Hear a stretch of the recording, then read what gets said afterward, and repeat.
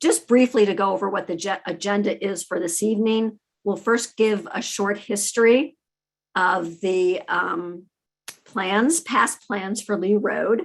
Then we're going to focus our time on the vision and goals for Lee Road. These are going to be an aspirational statement of what we want Lee Road to be in terms of what you want, what you would not want to see on Lee Road. How do we create it? We'll talk about that. And existing conditions, we'll give a report on some economic conditions as well as some traffic and transportation conditions. We'll then break out into the small groups where we can hear your ideas and have a conversation. And then we'll come back together and we'll share what we've talked about. In terms of past plans, we can go to the next slide. We have done several past plans for the Lee Road corridor, including in 2007, a Lee Road Van Aken Boulevard Transit-Oriented Development Plan. And that did result in the RTA new station being built at Lee and Van Aken.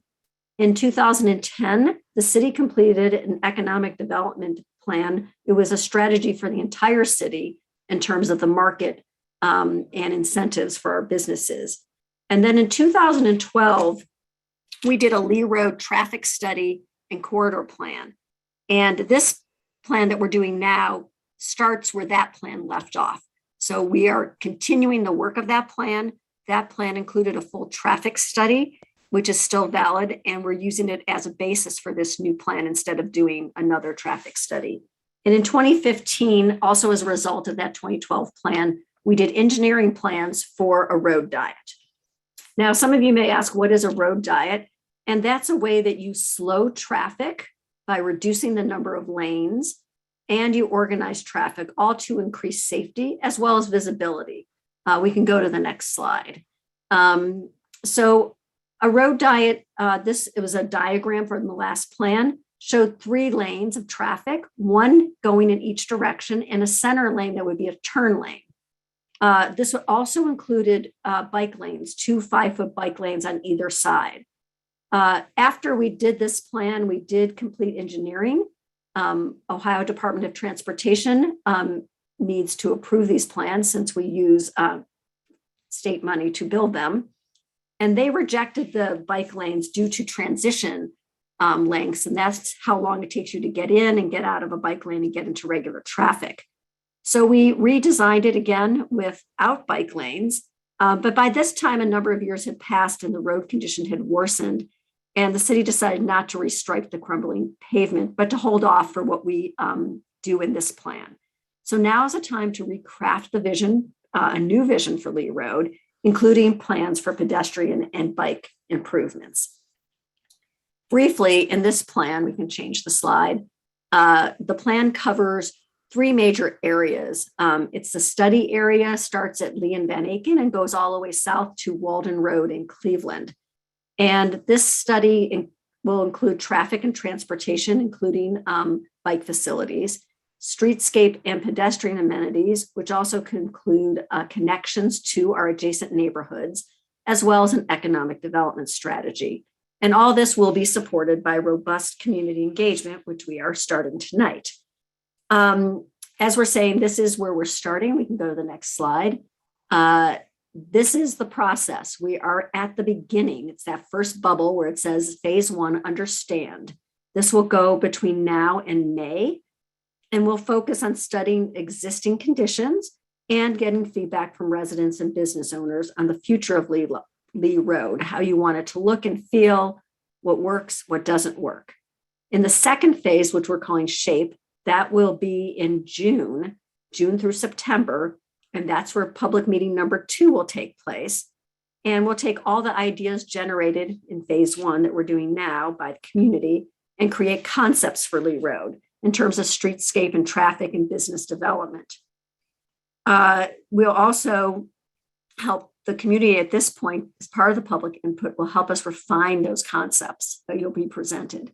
And then finally, phase 3 is what we call define, and that's from October through November. And this will be the final round of public engagement on a draft plan for Lee Road. We're going to do a few introductions now. You've met Mayor Weiss. And the other person from our planning department is Kara Hamley O'Donnell, our principal planner. And then from our economic development plan department on the city side, we have our director, Laura Engelhardt, and Catherine Storinsky. And I'm going to introduce Nancy Lyon-Stadler from WSP Engineers, who is leading this plan, and she's going to introduce her team and continue with the presentation. Hi, everybody. Really glad to be a part of the project team for this project. And the WSP team really brings the expertise that we think is right for the corridor. We also bring local understanding. I'm a resident of Shaker, so I'm doubly excited to be able to help with this project and really look forward to getting your ideas on how we can transform the corridor. We've got a lot to get through. So with that, I'm going to introduce the folks who are key staff on our project team. And as I call you guys, if you could just wave your hand so people can see who you are. Nora Anderson, she's a traffic engineer on our project team. Brian Robinson is urban designer. Mickey Taylor Hendricks is leading our engagement efforts. And Chris McGill, who's part of our team from Ice Miller, has done an extensive amount of economic and market analysis, and you'll be hearing from him this evening.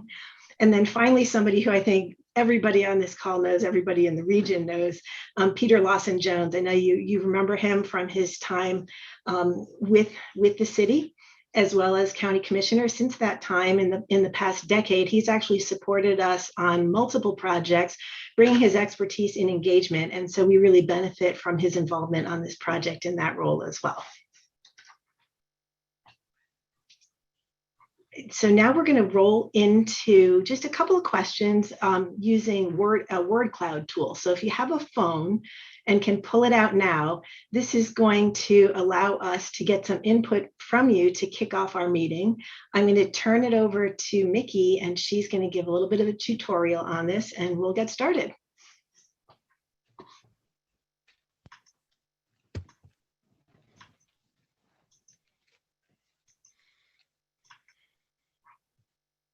And as she's getting ready to share the screen, as we develop these word clouds, if you're having any kind of issues, technology issues, whether it's with your phone or with your computer, you can always just type your input into the chat, and we will have, Nora's going to be recording anything in the chat into the word cloud. And if you see words show up on the word cloud as it's being developed, and you like it and you agree with it, you can type in the same thing, and that will make that word grow. Thanks, Nancy. I'm a little delayed here. My PowerPoint just closed out, so give me a couple seconds and we can get started. Okay, so the first question that we're going to be asking, if you want to just mentally prepare yourself to be thinking about it, is what do you think of when you think of the Lee Road corridor as it is today? How it functions, what it looks like, and so forth. So that's going to be our first question as soon as Mickey's up and functioning. And thank you for your patience with our tech challenges. And Nancy, as she's getting that up and ready too, I do remember, because we've done this before, that people are going to be, if you have a cell phone, typing in the 2 for the phone number you'll be texting to. You'll be typing 22333. And so then when you get to 22333, you type in Lee Road, just all together, LEERD. So this is me sharing my screen. Mickey, please take it. Okay, there you go. There you go. And then once that comes up, you'll get a response saying that you joined Kristen Shaw's session. And then you can start to type in some of those words. As Nancy's showing there also, if you're at a laptop, you can type in that there. Here comes Mickey. Oh, nope. Oh, perfect.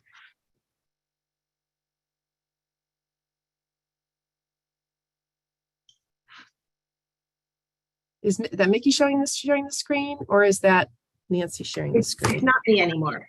Okay, great.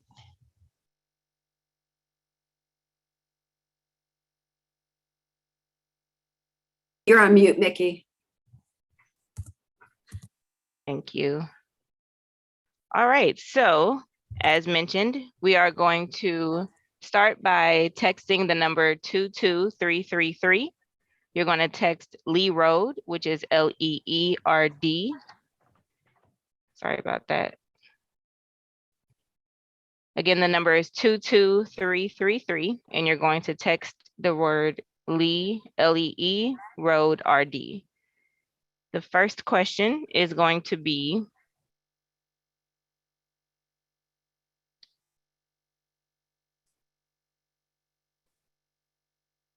what do you think of when you think of the Lee Road corridor as it is today? So when you think of the corridor today, what words come to mind? Go ahead and send those words in. This will create a word cloud, which we will then be able to reference. The words that get bigger, that show up larger, are the words that more people are using. And I can get that displayed in just a second.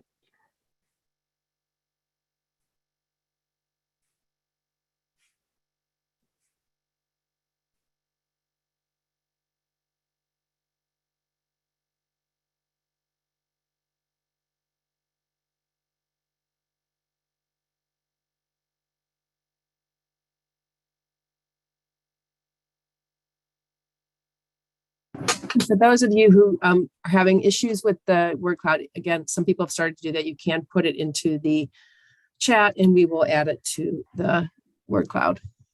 So the words I'm seeing so far are congested. We have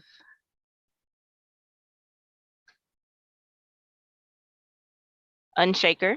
That's a new one. I like that one. Narrow, potholes. Sorry, here they are. Uninviting. The words that are really standing out, so more people are using them. Unattractive, potential, traffic, unsafe, isolated, forgotten, and busy.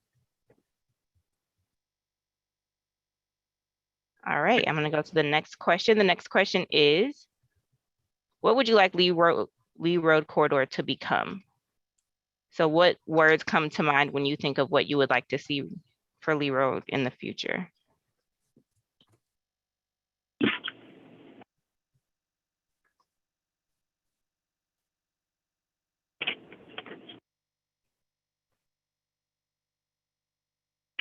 Walkable, that's a great one. Vibrant, green, safe, inviting, welcoming, attractive, great words. Looks like vibrant, walkable, inviting are the top three. Friendly,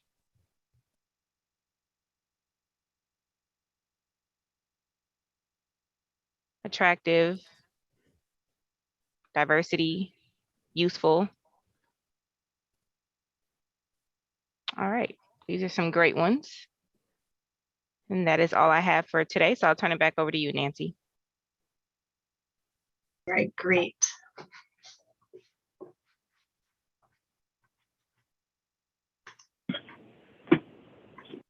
Thanks, Mickey.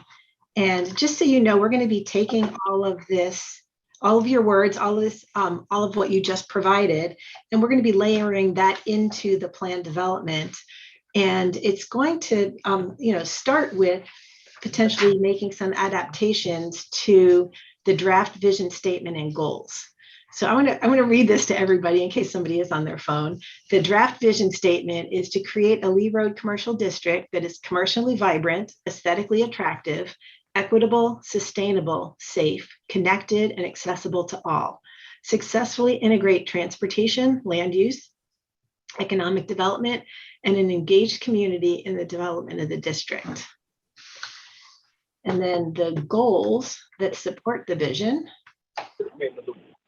are to reimagine the Lee Road corridor, bring a fresh perspective to an aging corridor, create an environment in which businesses can prosper, effectively engage area stakeholders using a variety of tactics, identify creative solutions and tactics balanced by practical reality, enhance placemaking through public infrastructure, and create an action plan for Lee Road. Right, now I'm going to turn things over to Chris McGill. He's going to give a pretty high-level review of the economic and market analysis that's been done already as part of our existing conditions assessment. Thanks, Nancy.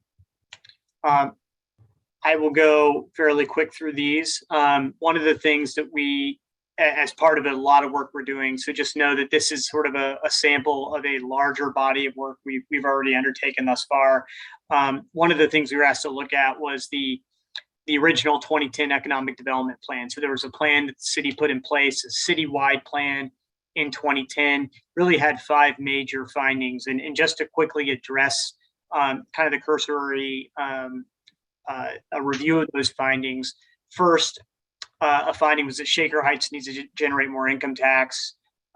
We do these studies all over the Midwest for numerous cities. So we typically see that as a goal, primarily in 2010, when the goals were really more vague for these types of strategies.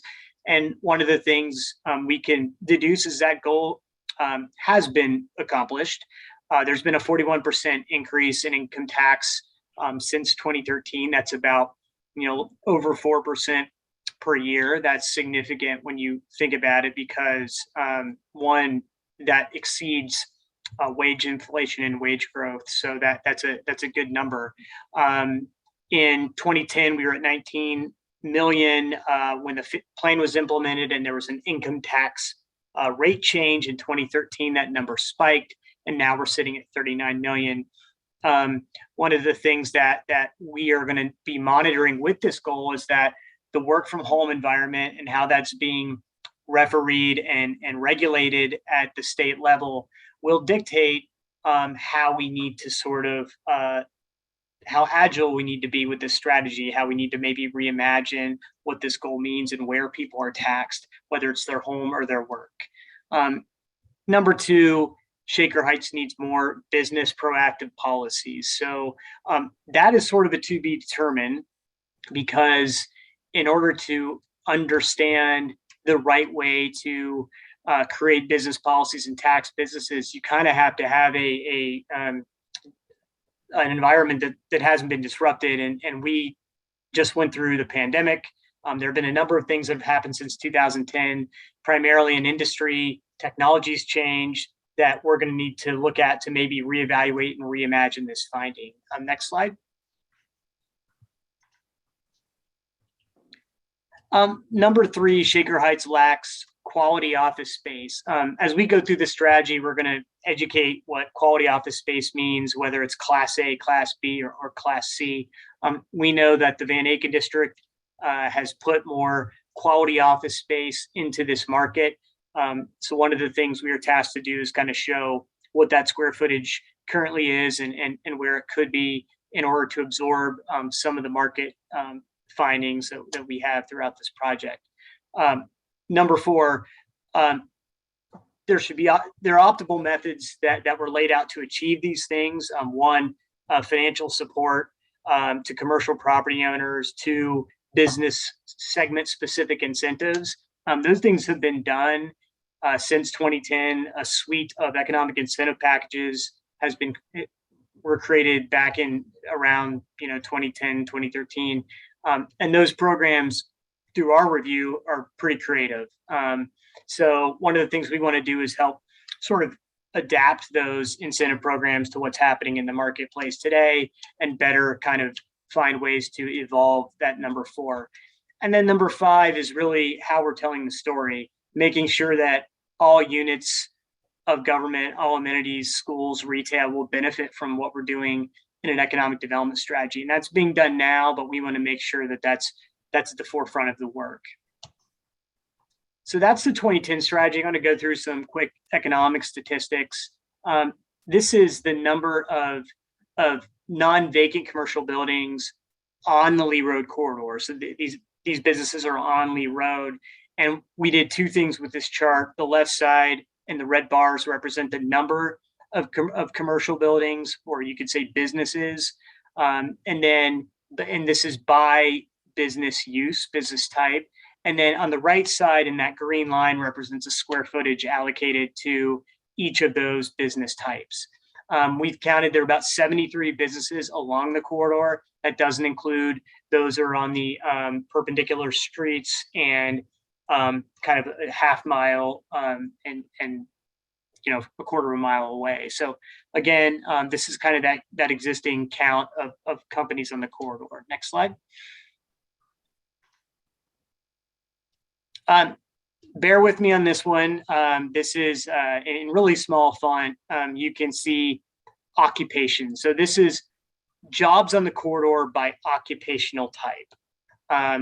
And what we wanted to do here through a series of green and red bars is illustrate in green those who are easily able to work from home, and in red, those who are less likely to work from home. So really, as you're planning capacity on the corridor, trying to figure out who's going to be reporting to work and who's going to be using the corridor every day from an employment perspective, we want to give you a sense of what that current mix is. So we went through each occupational type and determined which one it would be. A couple other data points that we thought were interesting about the city that could benefit the corridor. Shaker Heights as a whole, and this is that statistic you see within the chart, has experienced non-farm self-employment income growth of 150% over the past 5 years. That is significant statewide. The state average is about 22% over that period. And in Cleveland, as a frame of reference, is about 56. If you put this on a map, Shaker Heights would really stand out. What this means is that there is a self-employment entrepreneurial culture in Shaker Heights. And more importantly, there might be more of a work from home ecosystem in Shaker Heights that we need to plan around and cultivate. So again, that puts some numbers to that figure. Next slide. So this is a count of what we refer to as sort of opportunity square footage. So here we looked throughout the corridor, and because we can look at business types and what the market is saying from an office perspective, or residential, a retail perspective, and know what should go on the corridor. But then we have to really try to play Tetris and make sure we fit everything into the available spaces. So we've got about 43,000 or 40,000 square feet of vacant land, 41,000 square feet of vacant commercial storefronts and buildings.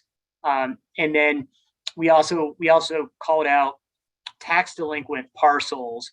So we were able to kind of determine here, okay, from those tax delinquent parcels, which ones we need to keep an eye on if there's future opportunity. But just looking at the vacancy itself, you got about 81,000 square feet. You total this all up, it's actually over 100,000 for 25 parcels. So again, we have strong opportunity on the corridor to sort of build that puzzle.